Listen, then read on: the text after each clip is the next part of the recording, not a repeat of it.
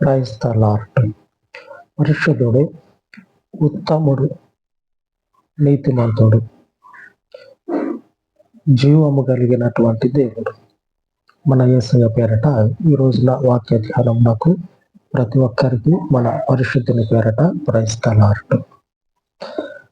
ఇంతగా ఎందుకు చెప్పా అంటే, ఉత్తముడు, పరిశుద్ధుడు, అలాగనే జీవము కలిగిన దేవుడు.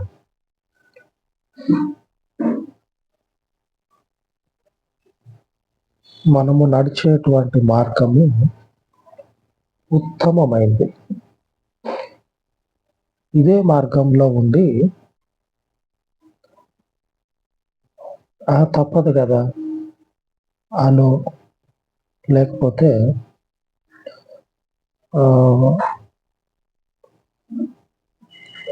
బయటకు వద్దామన్నా సరే రాలేని పరిస్థితుల్లో ఉండి ఇప్పుడు చదువుకోబోయేటువంటి లేఖనం ప్రకారంగా ఎవరైతే ఉంటూ ఉన్నారో వారు ఆలోచన చేయాలి. ఏమని చేయాలంటే, ఉత్తమమైనటువంటి ఈ పరిశుద్ధ మార్గంలో మనం ఏం చేయాలంటే బయటకు రావాలి.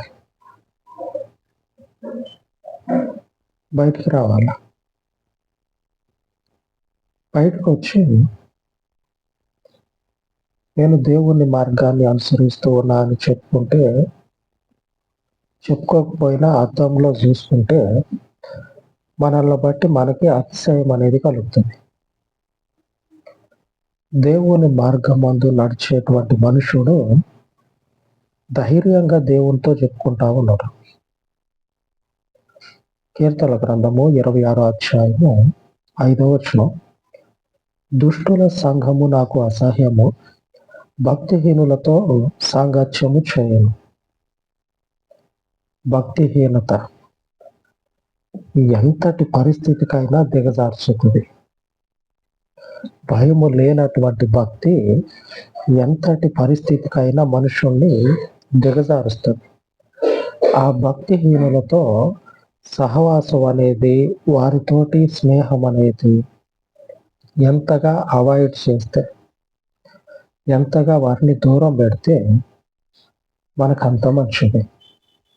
అలాగనే మనమున్నది నీతి కలిగినటువంటి మార్గం, ఒక పవిత్రమైనటువంటి మార్గం. పొద్దంతా భక్తిహీనులతో తిరిగి దుష్టుల సంఘంలో భాగమయ్యి, అంటే ఈ దుష్టుల మధ్యలో భాగంగా ఉండి వారి మధ్యలో ఆలిపంపులు పొంది సాయంత్రానికి వచ్చి దేవుని ముందు నిలబడి, నేను యెహోవా మార్గాన్ని అనుసరిస్తూ ఉన్నాను, క్రీస్తు నాకు మార్గము, నాకు జీవము అని ప్రార్థిస్తే ప్రార్థన దేవుని వద్దకు చేరుతుందా? చేరినటువంటి ప్రార్థన అంగీకరించబడుతుందా? క్రియ అనేది వ్యతిరేకంగా ఉంది. మన ప్రార్థన దేవుని సన్నిధికి చేరకుండా మనం పొద్దంతా చేసినటువంటి క్రియలు ప్రార్థనకి వ్యతిరేకంగా, దేవునికి విరోధంగా ఉంది. ఈ ప్రార్థన దేవుని సన్నిధికి ఎలాగ చేరుతుంది? చేరినటువంటి ప్రార్థన ఎలాగ అంగీకరించబడుతుంది? దావీదు ధైర్యం కలిగి, ఎవరున్నా లేకపోయినా సరే దావీదును మెచ్చుకోవాలి.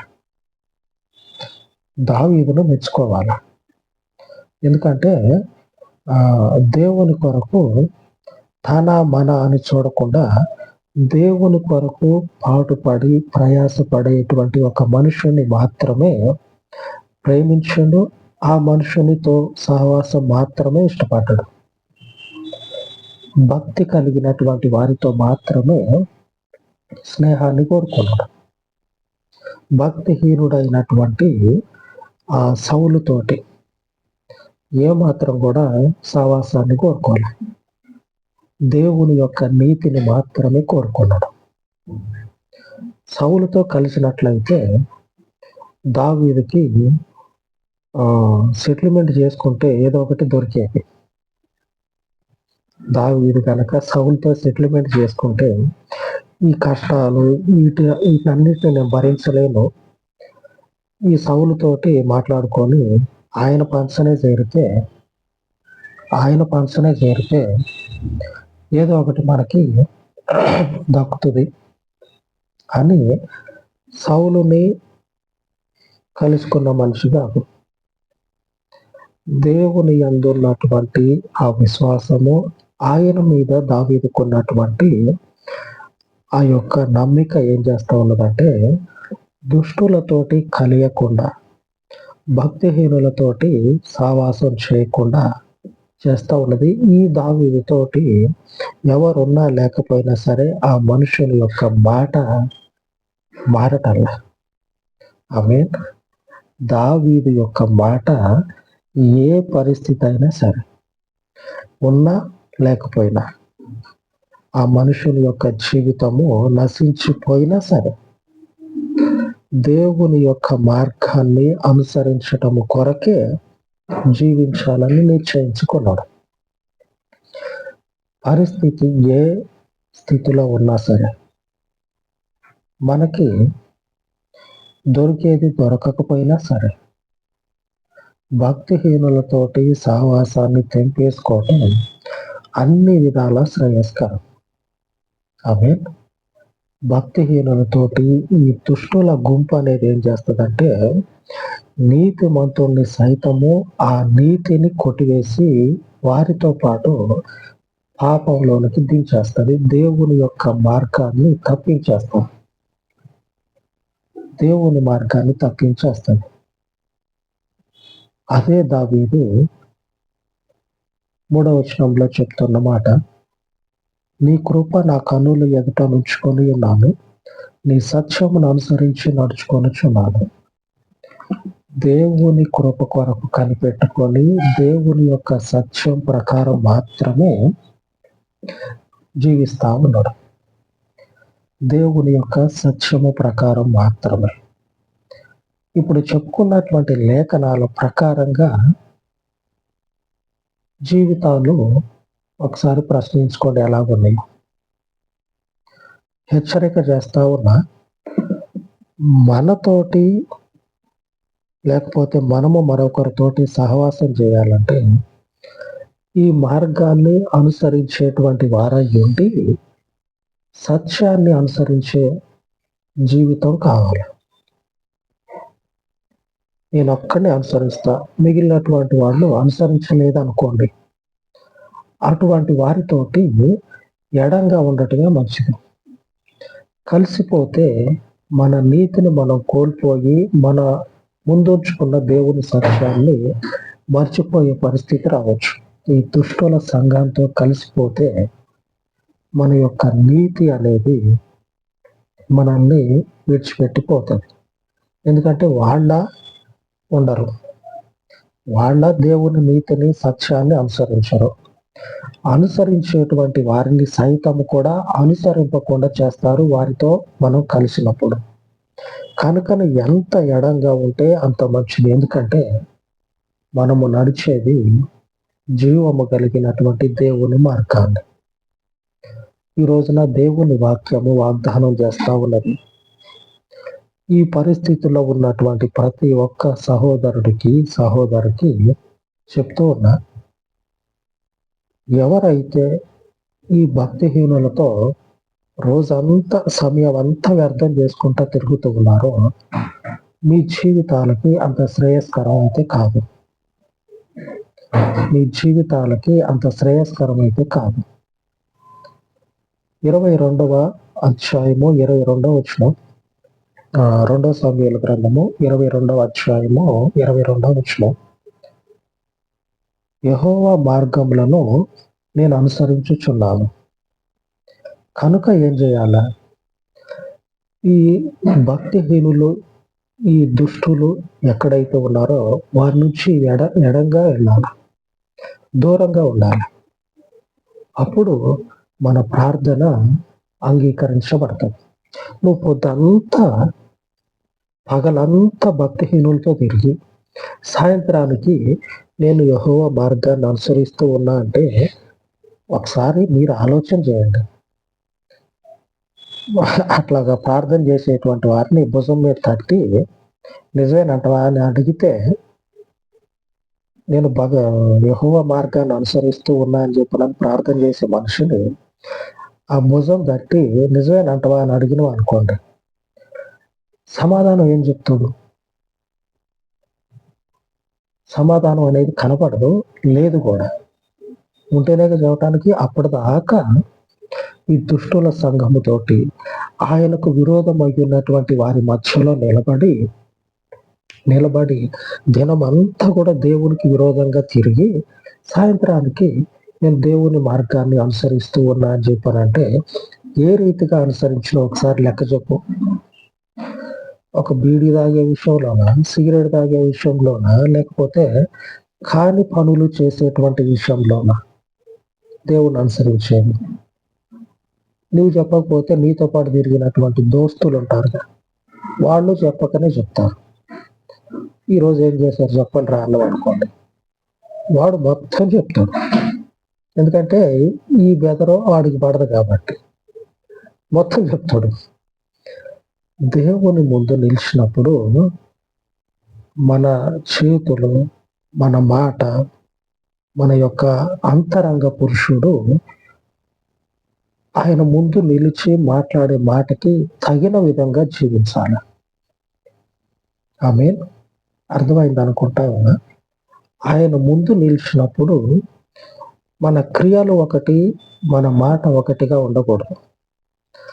మన మాటే మన క్రియల్లో కనపడాలి.